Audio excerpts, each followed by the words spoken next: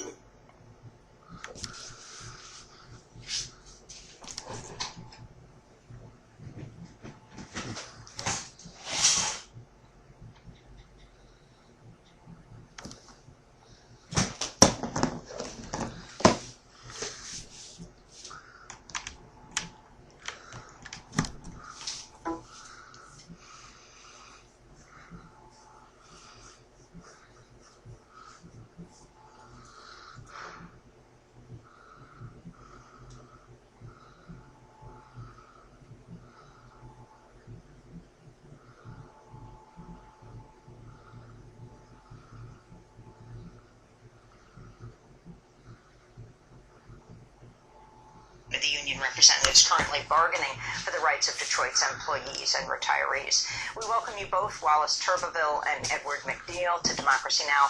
Wallace Turbeville, can you explain to us what is it, who is responsible? Who is responsible for Detroit's woes? Detroit has several kinds of woes. Detroit has had some deep structural problems for many years. A declining population, a job market that's been particularly susceptible to downturns in the economy, and a real decline in housing. Those structural issues have been going on for a long time. The other thing that's happened, they're related but they're different, is that it ran out of cash. This year. And when you talk about insolvencies of municipalities, bankruptcies of municipalities, it's all about running out of cash. So they need to fix very important structural problems. They also need to get their checkbook balanced so that they actually have money coming in that it covers the money that has to go out on an annual basis. So that part is what we find in the report is that part of it, the cash part of it, is overwhelmingly a function of a tremendous downturn in the revenues of the city and the tax base of the city, and importantly, money that the state collects in taxes and turns back to the city in terms of revenue sharing. That was a critical part of the problem. The way the corporate media is portraying this, they say, politicians, Republican and Democrat, they cave to unions. And so over the many, many years around the issue of pensions, for example, they give in union negotiations. And so the unions are bringing this city down, Detroit known as a union city. You found something very different. Oh, absolutely. First of all, something that happened 5-10 years ago, I don't even comment on that. This is a battle of ideas and of words. The $18 billion number, bringing up things that happened years ago, and saying it was a function of bad management, and that's what's the problem now. No, the problem now, they're out of cash. Those are two different things completely. But the point is that the facts don't show, as we sit here today, and as we look at the last 5 years, that any of that's true. The city has cut its operating budget by 38% in the last 5 years in response to the Great Recession. The benefits. We in the report we talk about the healthcare benefits are very comparable to other cities, and if we've got that all laid out. Anybody wants to go look can think of their own health insurance and whether it's comparable. It is. The issue of pensions, $19,000 a year for non-uniformed employees. I have to ask, does anybody think that's excessive? The figure is $30,000 for uniformed employees. If you look at police, firefighters, police and fire, if you look at that compared with every other city in the United States, it's on the low end.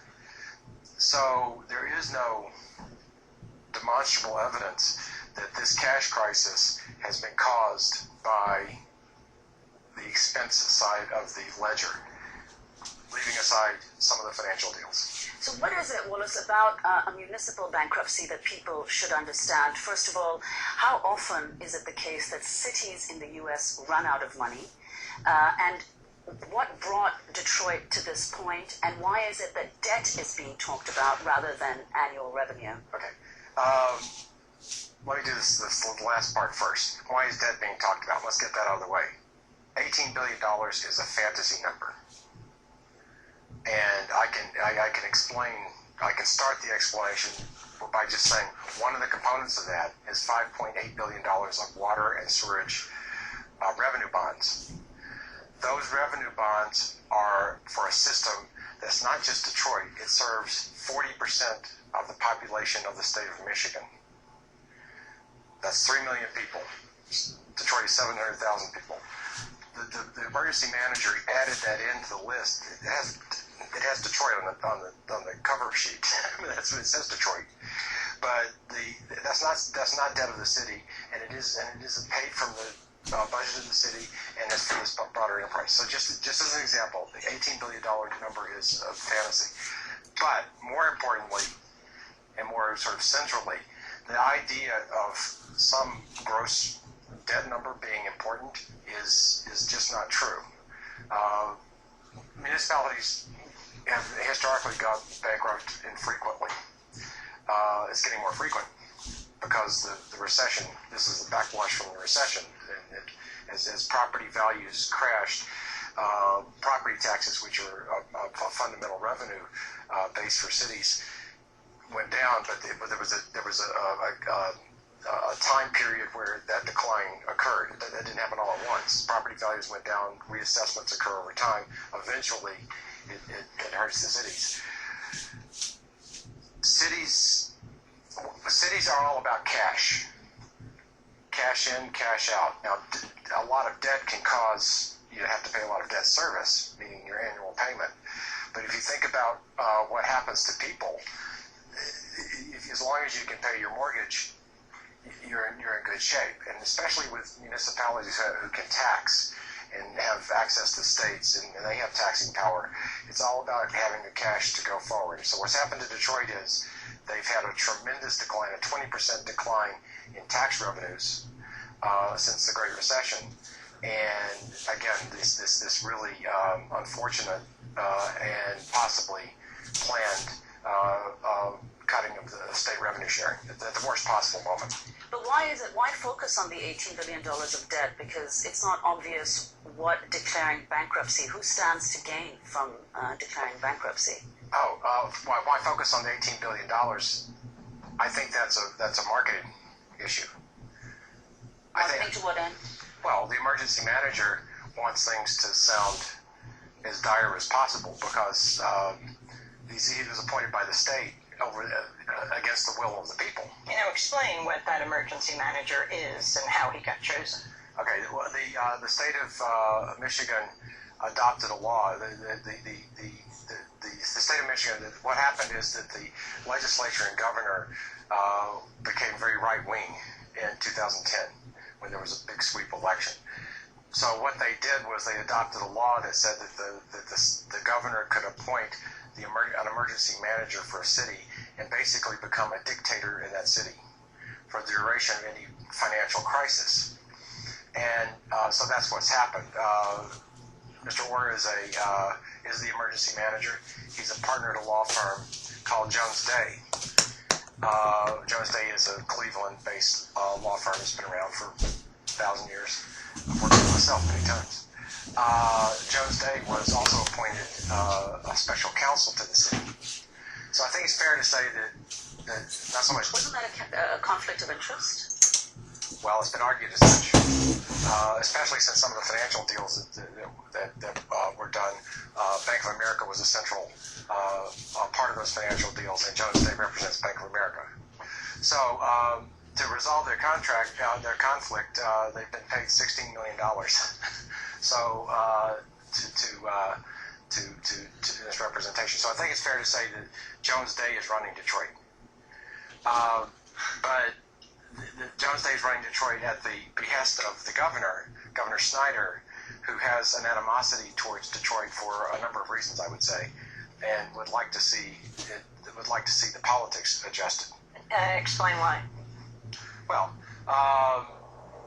Michigan went the way of the Tea Party, and Michigan has, Detroit is the only large city, but there are other cities around it, which are largely old industrial cities and African American cities for the most part, and Democratic.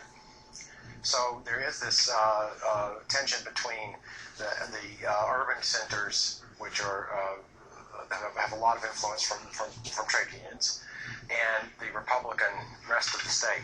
So it's from a political standpoint, it serves the interest of Governor Snyder and his party to actually undercut the role of trade unions, because they're the ones that are institutions opposed to his political viewpoint. The bankruptcy judge yesterday said one of the issues that was raised was that basically the bankruptcy the fix was in for it. In other words, the state did it as part of a plan that would restructure the politics. And the judge said, yes, there was evidence of that actually, but he said not enough to actually make a ruling. Well, I don't have to adhere to rules of evidence from the court. I'm more of the view that if it quacks like a duck and walks like a duck, it's a duck. And if you watch the series of events, first the emergency manager statute that gave them the right to create a dictator in a city. They've done that in several cities now. By the way, that was pulled back by referendum. So the people of the state of Michigan voted to eliminate that statute. Then the state legislature came back and reenacted it basically. So it's not a popular statute, but anyway, the idea is have the power to create the emergency manager, create a situation where Detroit has a very hard time keeping its revenues up during this recessionary period, when it's being starved of cash because of property taxes and income taxes and all the rest. Then at the last minute cut revenue sharing, and it's starting to look like the whole idea was to push Detroit over the edge in order to have this bankruptcy to restructure it. Well, one of the things that your report, the Demos report, the Detroit bankruptcy, of which you're the author, points out is that the financial crisis in Detroit was exacerbated by complicated Wall Street deals that put its ability to pay its expenses at even greater risk. So could you explain what the role of Wall Street was in making the crisis worse? Yes. In 2005 and 2006, the city, like many cities and states around the country, felt compelled to issue debt to put money into its pension fund. The idea is you borrow the money, you put it in the pension fund, and let's say you can hold it for 30 years and invest in the stock market. The interest on the debt that you take out is less than the earnings you're going to get on shares of stock. Whether that's wise or not, I won't comment, but it's been done. It was done many, many places. So they issued $1.6 billion of debt. For half of that, they did it in combination with a derivative. Derivative, you might recall, was the large reason for the financial crisis in 2008. AIG comes to mind. If everybody remembers that, $180 billion in losses that drove the largest insurance company in the world out of business, or at least into receivership and into bailout. So what happened was they talked to the city of Detroit into doing this derivative, and the way it worked is for half, or $800 million of this financing, it's as if you took out a mortgage, borrowed money, and you paid your principal to one bank and the interest to the other bank. On this interest part of the deal, they had a term in it that if Detroit was nicked just one credit rating down, the bank could ask for all of the interest for 25 years that was to become due, but they could ask for it now. Now, the city of Detroit had been, I worked in the city of Detroit as a banker at Goldman in 1990 to keep them from getting downgraded, and we successfully managed that, to do financing to do that. The city of Detroit has been on the edge of investment grade, non-investment grade for decades. So to do that transaction in 2005 and 2006 and include a term which says all of your interest for 20 years is due now if you get downgraded was just imprudent beyond imagination. I've never seen anything like it. And indeed, of course, that's what happened. And so one of the major issues under discussion right now is that the banks have come and said, I want my interest now. And the question is whether that's going to be adjusted by the bankruptcy court, whether it's negotiated some other way. Right now, the emergency manager has shown no inclination to negotiate that as strongly as I think it should be, frankly. Wallace Turbeville, what are the recommendations of your report? I have the happy role of not having to actually implement anything, so I can think widely about what should be done. I think one of the things right now they have a cash shortfall, according to the emergency manager, of about $200 million a year. First of all, I think that's inflated. As part of the whole thing of the $18 billion pushing up how dire things are, the emergency manager inflated what the unfunded, in other words, part of the pension liability is. That is the future liabilities to pay pensions to people. What do you have to put aside to cover that? What the city has to put aside, and then so you get a number like that, and you say, how many years do you pay it off? And so what the emergency manager has done is it's calculated a number that's very, very large using assumptions that are not typical, and then said, pay it off really quick, which means that the cash demand on the city is very, very high. That's a little bit like the whole $18 billion thing, and make it as bad as possible. So one thing is to address the pension liability issue and the funding of it in a way that actually is practical and will work. That would reduce the $200 million gap. The second thing is to collect taxes better.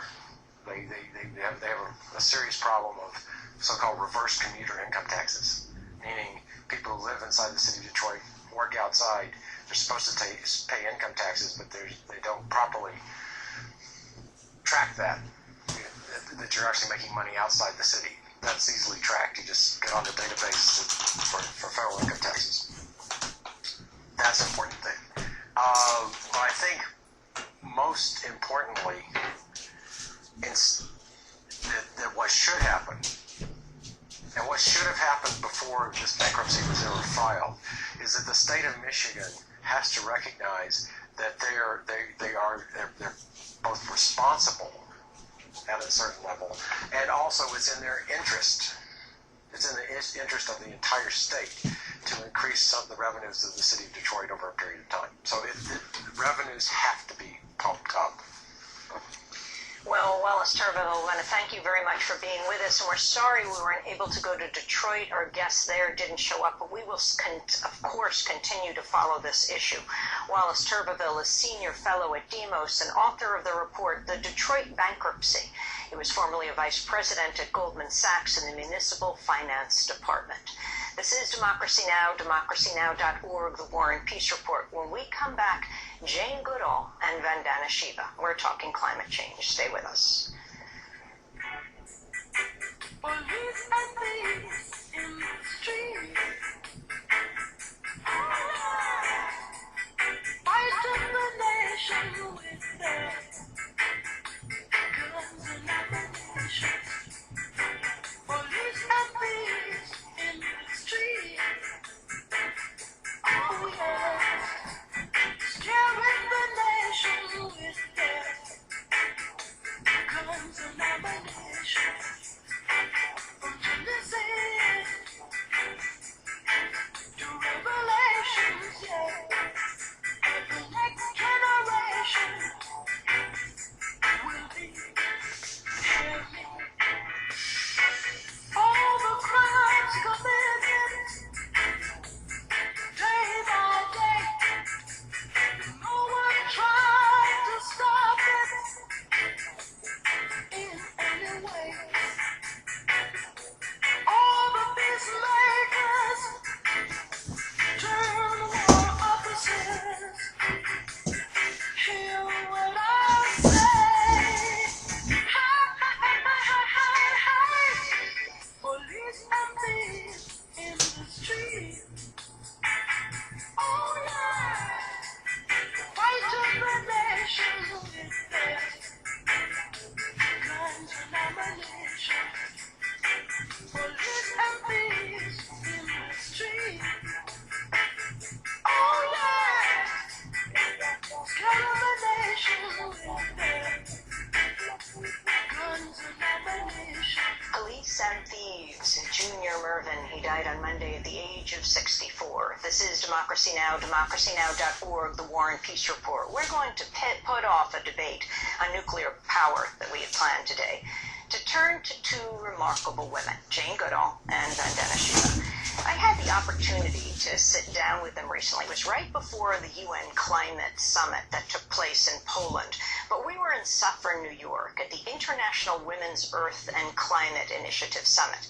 Jane Goodall, renowned primatologist, best known for her groundbreaking work with chimpanzees and baboons. Vandana Shiva, an environmental leader, feminist, and thinker from India, author of many books, including Earth, Democracy, Justice, Sustainability, and Peace and Staying Alive, Women, Ecology, and Development. I began by, going back to the beginning with each of these remarkable women and asking Vandana Shiva, who had just flown in from India, to talk about where she was born. Born in a beautiful valley called Dune Valley in the Himalaya, and I took for granted that the forests and rivers I had grown with would be there forever because they were. And then in the early 70s, the stream started to disappear, the forest started to disappear. That's around the time peasant women of our area just rose and started the movement Chipko, which means to embrace, to hug. And the movement basically was women saying, we'll put our bodies before the trees, so you can't cut them because these trees are our mothers. They give us food, fuel, water, but more importantly, they give us soil, water, and pure air. I decided, that time I was doing my PhD in the foundations of quantum theory, hidden variables and non-locality. And I was doing it in Canada. But I made a commitment that every vacation I would come and volunteer for Chipko. And I always say I did a PhD in the University of Western Ontario on quantum theory, but all my learning of ecology really came from the women of the Himalaya. And then the problems continued, didn't go away. And even though we managed to stop the logging in the hills because of Chipko, then came globalization, and then came everything else, and the GMOs and the Monsantos. So 4 decades I've been serving the earth and serving people, and started the Research Foundation really to, I call it the Institute for Counter Expertise, because so much of what is called expertise is there to destroy the earth, to exploit, and to reward the exploiters. And I thought knowledge is about something else. And Dr. Jane Goodall. Well, I I suppose I began loving nature when I was, I don't know, 1.5. Apparently, I was always crawling about looking at insects and plants and things like that. Where were you born? In England, born in London, moved out to Bournemouth on the coast because of World War II. And when I was 10 years old, we had very little money. When I was 10 years old, I loved books, and I used to haunt a second-hand bookshop. And I found a little book I could just afford, and I bought it and I took it home, and I climbed up my favorite tree and I read that book from cover to cover, and that was Tarzan of the Apes. I immediately fell in love with Tarzan, and goodness, I mean, he married the wrong Jane, didn't he? At any rate, I was 10 years old, and I decided I would grow up, go to Africa, live with animals and write books about them. Everybody laughed at me. How would I do that? Not only no money, Africa, the dark continent, but, you know, I was a girl. Girls didn't do that sort of thing. I think I was amazingly blessed because of the mother I had. But for her, I doubt I would be sitting here now. So where everybody else said to me, Jane, dream about something you can afford. Forget this nonsense about Africa. She said, if you really want something and you work hard and you take advantage of opportunity and you never give up, you will find a way. So anyway, it's not important. I saved up, I got to Africa, I got the opportunity to go and learn not about any animal but chimpanzees. I was living in my dream world, the forest in Gombe National Park in Tanzania. It was Tanganyika when I began. It's beautiful, amazing rivers and waterfalls. And I was learning about these extraordinary beings, so like us, helping us in a way to understand who we are. And then I discovered at a big conference in 1986 that right across Africa, chimpanzees were going. Their forest world was going. And so I began traveling around in Africa, talking to whoever I could find about chimpanzee conservation and forest conservation. And then I found how the African people were suffering, about the poverty, about the disease, about the ethnic violence. And then I began to realize how so many of Africa's problems, which were leading to the destruction of the forest, were caused by outside influences, and that the evil of the old colonial era was carrying on, and that some of the big multinationals were doing the same thing, were moving in to Africa and other developing countries and taking the natural resources and leaving people poorer than ever. And so I began traveling around also in North America, in Europe, and increasingly in Asia, and learning more and more about the harm that we have inflicted on the environment. And that's what brought me into spending my life helping to protect the forest as much as we can, and learning how the destruction of the forest not only is destroying the chimpanzees and other animals, but increasing climate change. You know, the motto of democracy now is the exception to the rulers, because that's what we have to be, holding those in power accountable. And I think across your disciplines, that is what you do. And I was wondering how you do it. If you could give us examples of how you challenge power that you